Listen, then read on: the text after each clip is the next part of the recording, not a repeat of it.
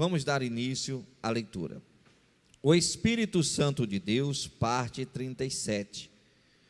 Por meio da ação do Espírito Santo em nossas vidas, somos capacitados a escolher o bem em vez do mal, a agir com amor em vez de ódio, a perdoar em vez de guardar ressentimento e a perseverar em momentos de provações.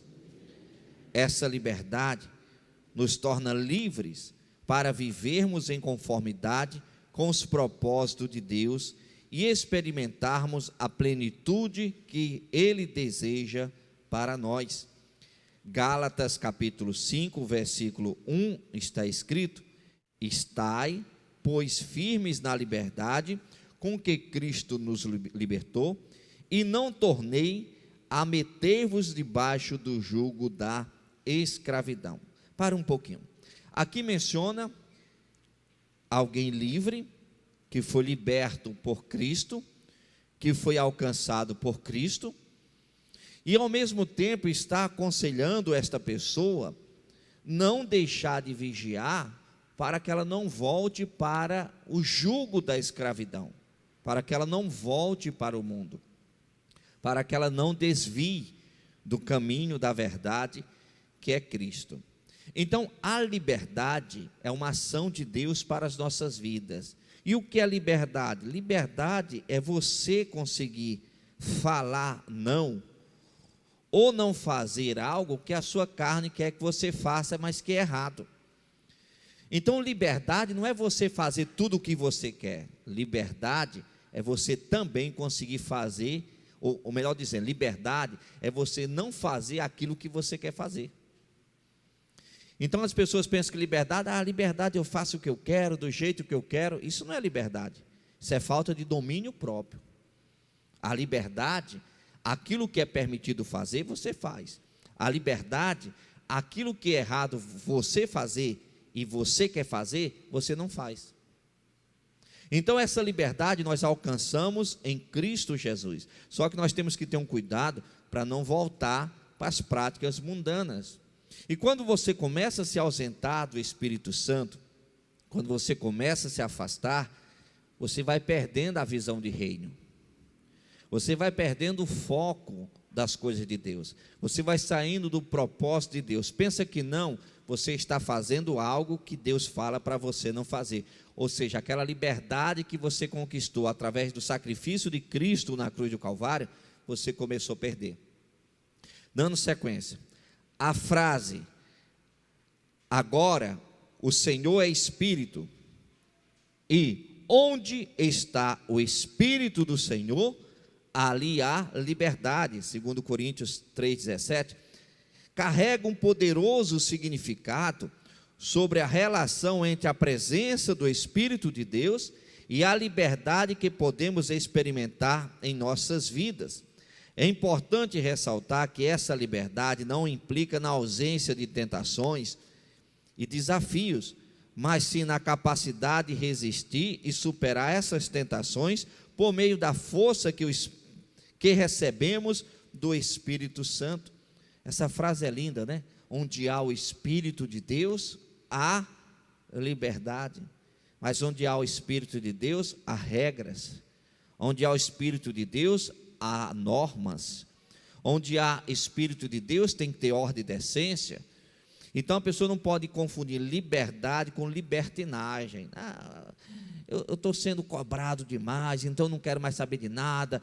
Eu acho que Deus não está no meio porque eu estou sendo pressionado demais. Não tem nada a ver uma coisa com a outra. A liberdade que Cristo nos proporciona não significa ausência de responsabilidade. Um exemplo, você é livre, mas você tem a obrigação de congregar. Você é livre. Deus te deu a liberdade de escolha para você desobedecer, mas você tem a obrigação de congregar. E eu quero levar, irmãos, um pouco para o lado sobre a importância do congregar. As pessoas, sem notarem, isso é um mal que está acontecendo em todo o Brasil, elas estão se distanciando da igreja, elas não estão levando as igrejas a sério como deveriam levar. Isso é um sinal que as pessoas estão perdendo a liberdade que conquistaram. Mas por quê, pastor? Por que que a pessoa começa a se afastar da igreja? Porque ela deixou de gostar da igreja.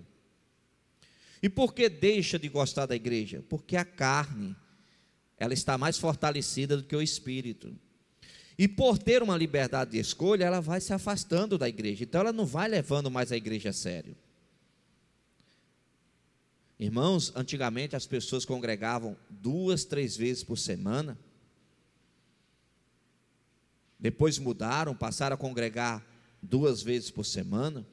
Depois mudaram, passaram a congregar 1 vez por semana. Depois mudaram, passaram a congregar 1 vez por mês. Depois mudaram, passaram a congregar 1 mês sim, 1 mês não, 1 vez no mês. Não está normal isso daí. A pessoa está indo em direção a perder a liberdade. Quando você sai da sua casa e você se desloca até a igreja, você está indo cultuar a Deus. Por mais que aquele mesmo alimento chegue até você mais tarde em forma de vídeo ou de áudio, mas o ir à igreja, o congregar, é orientação divina. E nós precisamos congregar não somente por nós precisamos congregar para deixar exemplo para a nossa descendência. Porque se os filhos não enxergam os pais congregando, se os netos não enxergam os avós congregando, como é que eles vão congregar?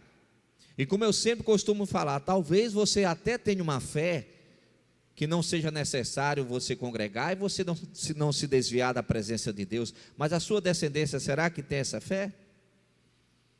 Então a pessoa precisa entender, irmãos, que o congregar é importante. Um exemplo, esse culto aqui não é nosso. Esse culto aqui pertence a Deus, nós estamos cultuando a Deus. O Espírito Santo de Deus, num culto como esse, ele tem liberdade para ministrar em cada coração. É o pastor falando, às vezes o pastor está falando em um sentido, o Espírito Santo está trabalhando de uma outra forma no coração da pessoa. Então o culto pertence a Deus e nós estamos aqui cultuando ao Senhor. Mais uma vez, por mais que essa mensagem chegue mais tarde em forma de vídeo ou de áudio, não tira a responsabilidade de congregar. E esse congregar, irmãos, se não for utilizado da forma certa, sem notar, a pessoa vai perdendo a liberdade. Aí chega um momento que ela começa a fazer o que Deus fala, não faça. A carne dela fica tão fortalecida, tão viva, que ela não consegue mais obedecer a Deus. Já obedece à sua carne. Continuando, falando em liberdade, muitas pessoas pensam em vícios de bebidas ou drogas, libertar a família da destruição, ser livre do olho gordo, da obra de macumba, entre outros. No entanto, muitos não percebem que tem a vida espiritual escravizada por Satanás e não conseguem buscar a Deus da forma certa ou da forma correta. O máximo que conseguem oferecer para Deus é uma migalha do seu tempo. Elas acreditam que as outras pessoas precisam seguir a Deus da forma correta, mas apenas elas são privilegiadas e devem seguir do jeito que acham correto.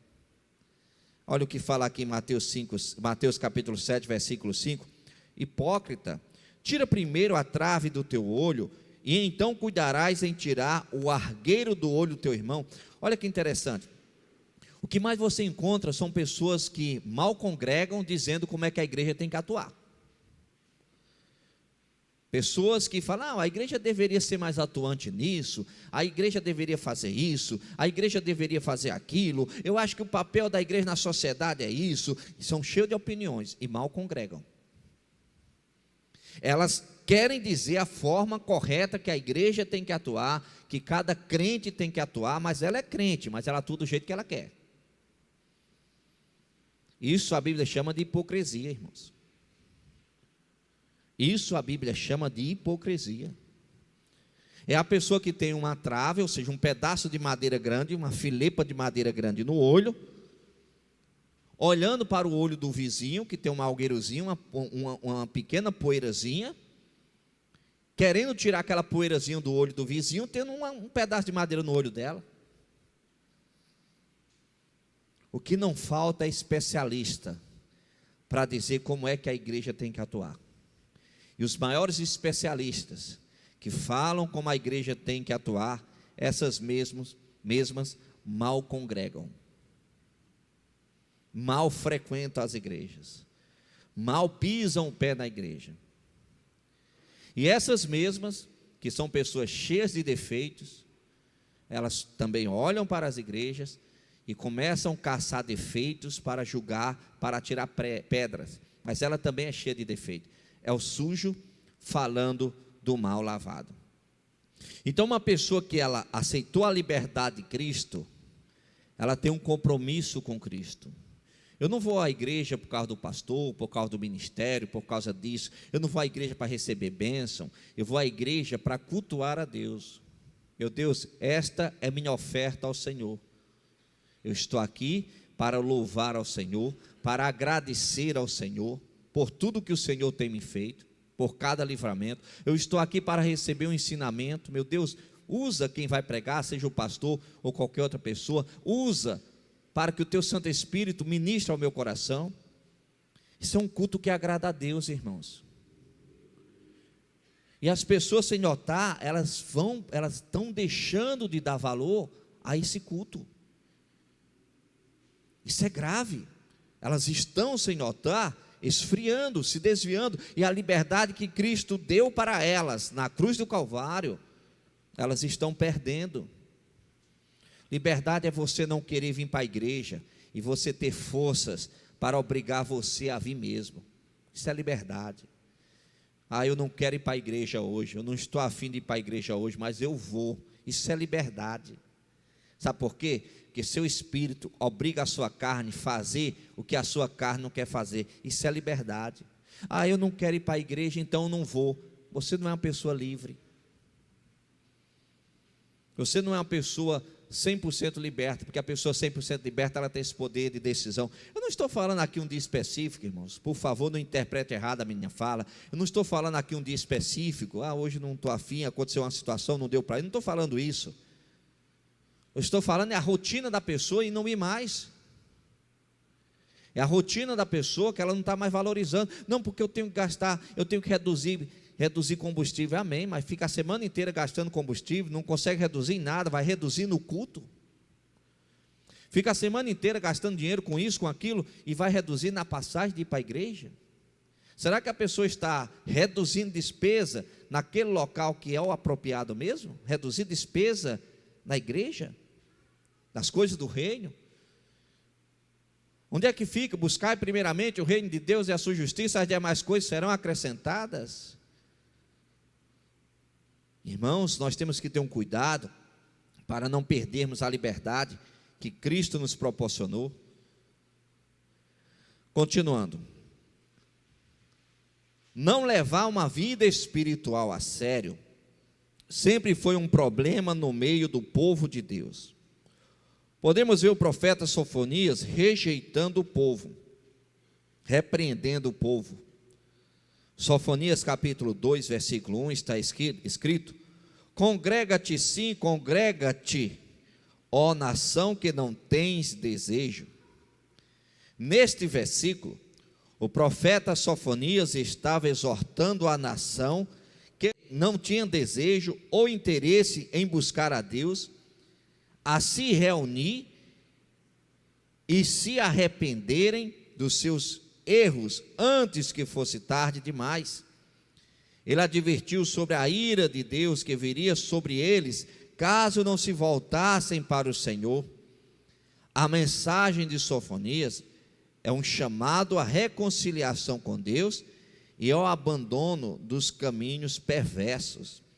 Aqui nós encontramos Sofonias repreendendo a nação, mandando a nação se voltar para Deus novamente, buscar a Deus novamente, antes que fosse tarde demais. Irmãos, Jesus Cristo é o caminho, a verdade e a vida. Muitas pessoas estão perdendo a liberdade espiritual, estão preocupados com o vício das drogas, da cachaça. Tem que se preocupar. estão preocupados com um monte de situação adversa que tem acontecido na família. Tem que se preocupar, mas não estão se preocupando na raiz de todos os problemas, que é a vida espiritual. A raiz dos problemas é a vida espiritual. Quando você tem uma vida espiritual relaxada, você baixa a guarda. Quando você baixa a guarda, Satanás sobressai. Quando você tem uma vida espiritual ativa, quando você tem uma vida espiritual em comunhão com Deus, a sua guarda está levantada. O que vai acontecer? Satanás não tem território. E por mais que você enxergue em alguns pontos Satanás agindo, você sabe que no final de tudo, a vitória será sua, porque Deus está contigo na batalha. Então não vamos deixar a nossa vida espiritual de qualquer jeito. Irmãos, crentes que recebem devocional e não fazem. Irmãos, 6 anos cobrando isso já. Crentes que têm um WhatsApp e se recusam a receber devocional. Irmãos, será que a vida espiritual dessas pessoas estão realmente equilibrada? Será que essas pessoas não estão se tornando crente ilhas? Será que não estão se ausentando tanto do rebanho do Senhor, que no momento que precisar, não vai ter suporte nenhum tipo de suporte? Mas por quê? Porque Deus é mau, porque Deus abandonou? Não, irmãos, porque quem planta colhe, quem planta colhe.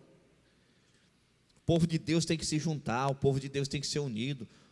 A ovelha precisa estar atenta à voz do seu pastor. A Bíblia fala sobre muitos tipos de vozes. Às vezes a ovelha tem um pastor, faz parte de um ministério sério, o pastor é sério, e às vezes está ouvindo vozes por aí, coisas por aí, às vezes tirando a pessoa do propósito de Deus, e a pessoa não está concentrada. O devocional que chega deveria dar a devida atenção, a honra para aquele devocional, levar a sério aquele devocional, levar a sério a igreja, os ensinamentos. Crente na igreja, irmão, 5, 10 anos recebendo ensinamentos sobre dízimo, oferta, e continua com o coração duro sem ser fiel. Todo o dinheiro que entra, não tem prazer de separar aquilo que é do Senhor, e a obra do Senhor padecendo. A obra do Senhor poderia estar alcançando mais territórios, e não está alcançando, porque o mecanismo que Deus deixou, que foi a fidelidade através do povo dele, o povo que se diz dele, se recusa a ser fiel. O que é que a pessoa está fazendo? O que é que o cristão está fazendo? Cadê a liberdade que Cristo proporcionou para essa pessoa? Não é uma pessoa liberta, ela está jogando fora a liberdade que Cristo deu para ela da cruz, está se prendendo em ensinamentos. Ah, não, que não precisa ser dizimista, não precisa ser ofertante. Esquece que a obra de Deus é sustentada através disso. Vão perdendo a liberdade, aí vão levando a vida só de problemas, só de sofrimento, só de tristeza. Pensa que não chega numa terceira idade, aí fala assim: preciso de suporte. Suporte de onde? Daquela igreja que você nunca valorizou? Daquele pastor que você nunca parou para obedecer o comando dele? Você acha que o Espírito Santo vai tocar no coração do pastor, vai incomodar o pastor para te ajudar? Você acha que o Espírito Santo vai incomodar a igreja para te ajudar? Não vai, irmãos. Irmãos, existe a lei da semeadura, quem planta colhe. Vamos plantar a boa semente, porque se nós plantarmos a má semente, a colheita virá com certeza. E pode ter certeza, não tarda, vem na hora certa. Em Hebreus capítulo 10, versículo 25, fala sobre a importância de não abandonar o convívio da congregação e encorajar uns aos outros, especialmente à medida que se aproxima aquele dia. Aquele dia está se referindo aqui ao retorno de Cristo. Hebreus capítulo 10, versículo 25 está escrito: não deixando a vossa congregação, como é costume de alguns, antes ademoestando-nos uns aos outros, e tanto mais quanto vedes que se aproxima aquele dia. Aqui fala o quê? Não, em primeiro lugar, não deixar de congregar. Já começa aí. Não deixar de congregar. Tem crente que ele quer um motivo para não congregar. Hoje eu espirrei. Passou a semana toda trabalhando, passou a semana toda para cima e para baixo. Deu um espirro, hoje eu não vou para a igreja que eu estou... Né? Passou a semana inteira no ônibus, passou a semana tudo que ela sempre caça um motivo, entendeu? Passa a semana toda andando para cima, com um problema, uma coisa e outra, mas é de ir para a igreja. Deixa eu caçar aqui alguma coisa.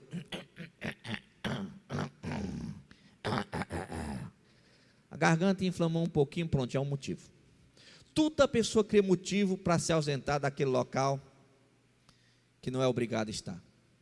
A empresa, se não for, vai para a rua. Não é assim que funciona? A igreja, se não for, ninguém vai fazer nada. O que é que vai fazer?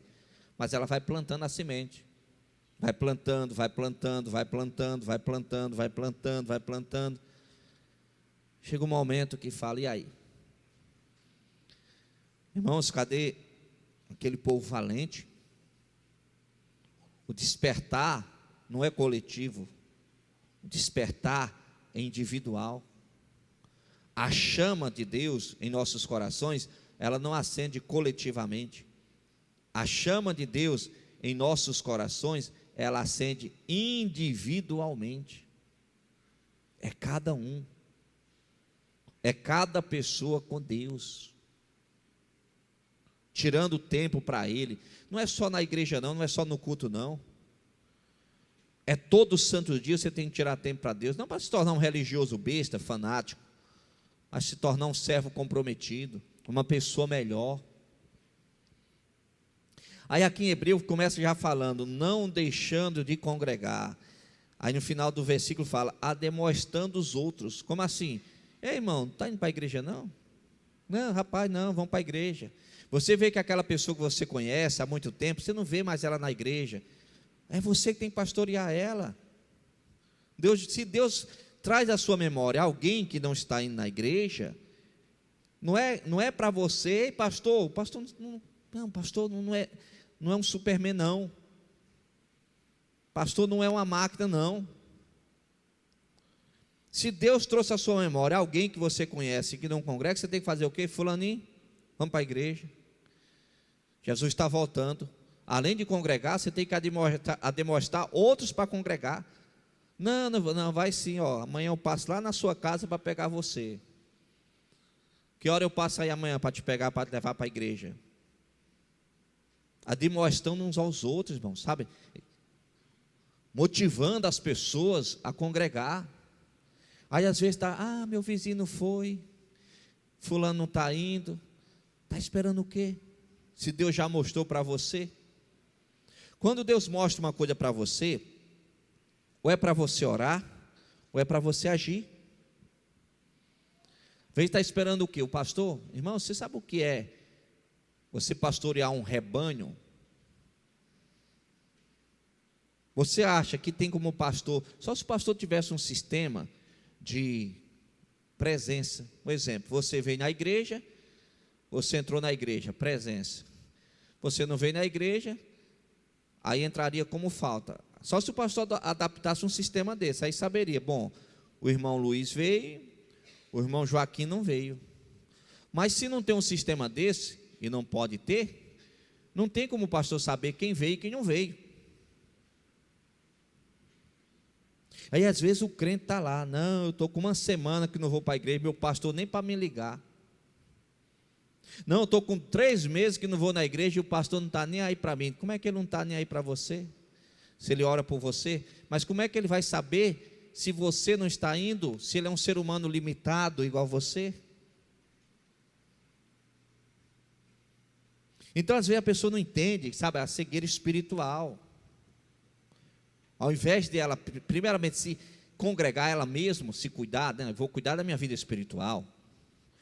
Independente que o pastor me ligue ou não, independente que o pastor passe mensagem ou não, eu vou cuidar primeiramente da minha vida espiritual, eu vou estar presente. Deixa eu ver que pessoas que eu conheço que não estão indo, deixa eu pastorear essa pessoa. Irmãos, é um só pastor que é Jesus, é um só rebanho. A Bíblia fala que aquela pessoa que tira vou falar numa linguagem simples para que todos entendam, aquela pessoa que tira alguém do caminho errado, vem sobre a vida dela bênçãos do Senhor. Você vê que alguém está se distanciando, corra atrás dessa pessoa, é responsabilidade sua. Ela faz parte da sua família. A Bíblia fala, aquele que não cuida dos seus, negou a fé, e é pior do que o infiel. É você que tem que correr atrás. Deus não mostrou para você? Como é que o pastor vai saber que alguém morreu, se ninguém falar para ele que aquela pessoa morreu? Ele está em casa, Astrogildo morreu? Como é que o pastor vai fazer um velório se alguém não falar, pastor, o senhor pode vir dar uma palavra? Que a vezes até fala, morreu, mas não convida. E existe uma questão de ética pastoral, o pastor não pode ficar se convidando. Ei, eu posso ir na tua casa? Ei, eu posso ir aí? Não, irmão, cada família tem um ambiente. Às vezes morre um cristão naquela família, mas naquela casa tem outros familiares que não gostam de crente, que a família não chama pastor, por questão de respeito àqueles familiares. Já imaginou o pastor pega e fala, ei, eu posso ir? E aquela família não quer um pastor ali, por causa dos demais familiares. Então existe uma ética a seguir. Não é simplesmente o pastor ficar se oferecendo. E quantas pessoas às vezes ficam chateadas? Não, morreu alguém da minha família, o pastor nem foi, mas ele foi convidado para ir.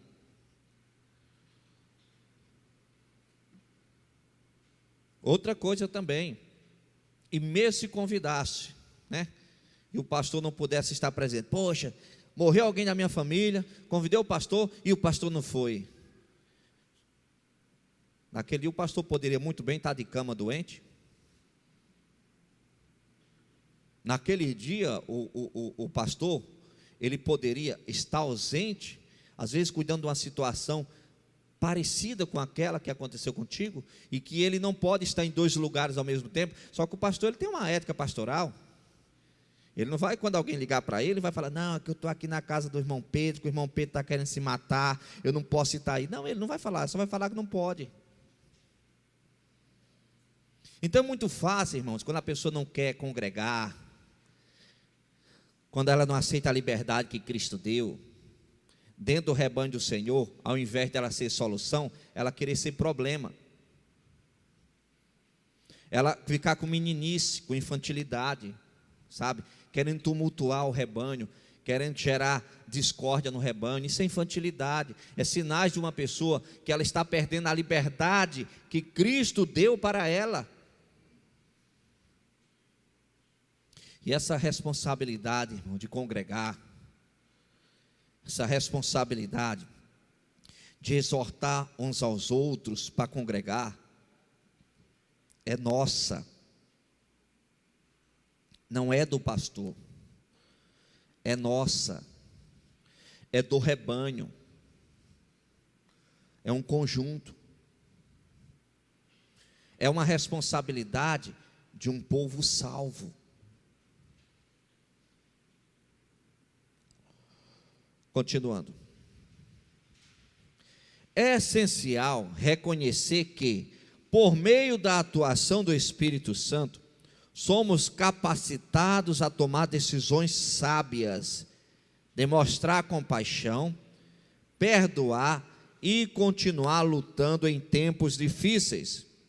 A liberdade que Cristo nos proporciona nos permite viver de acordo com o propósito divino. Devemos permanecer firmes nessa liberdade, recebendo e seguindo a orientação do Espírito Santo, vivendo uma vida que agrada a Deus. No próximo domingo, daremos continuidade em o nome de Jesus. Feche os olhos, por favor. Pai, obrigado, Senhor, por esta mensagem que o Senhor nos trouxe. Que o Senhor possa, meu Deus, abençoar todas essas pessoas. Derrama da tua graça e do teu poder sobre cada um. Multiplica, Pai, e fortaleça o teu povo. É o que eu te peço, em nome de Jesus Cristo, para a tua glória. Amém. E você que crê, aplauda o Senhor Jesus Cristo bem forte, que Ele merece